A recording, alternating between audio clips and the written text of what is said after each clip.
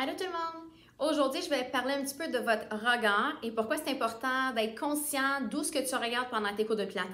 Je vais donner des exemples. Vous avez probablement déjà entendu pendant vos cours, regardez le plafond, regardez en avant, regardez vers votre ventre.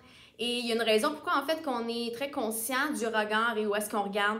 Et c'est parce qu'on ne se rend pas compte, mais on veut tout le temps se diriger dans la direction d'où est-ce qu'on regarde.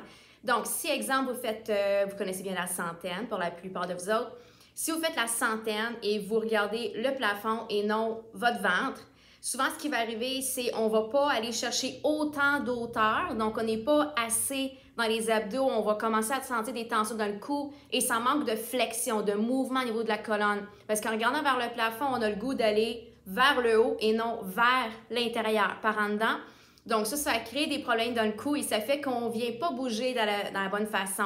Un autre exemple, c'est quand on travaille sur le ventre. Si vous faites un exercice sur le ventre où on doit soulever la poitrine, aller chercher l'extension de la colonne, si vous regardez trop haut, vous allez venir écraser la nuque en arrière dans le cou. Donc finalement, on pense qu'on lève le tronc pour aller chercher l'extension, mais finalement, tout ce qu'on a fait, c'est lever la tête et pincer le cou derrière.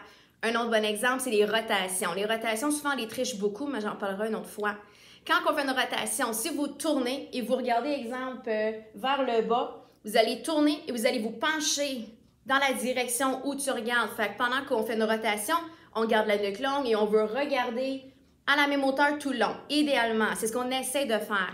Fait que c'est pour ça, vous allez voir pendant vos cours, on va souvent vous diriger le regard d'une certaine façon. C'est tout simplement pour vous aider à aller chercher le mouvement à la bonne place puis à être sûr que vous ne trichez pas, soit dans le cou ou en bougeant d'une drôle de façon. Donc, vous évitez finalement le mouvement qu'on essaie de travailler. Alors, gardez ça en tête pendant vos cours. J'espère que ça va pouvoir vous aider un petit peu. Merci!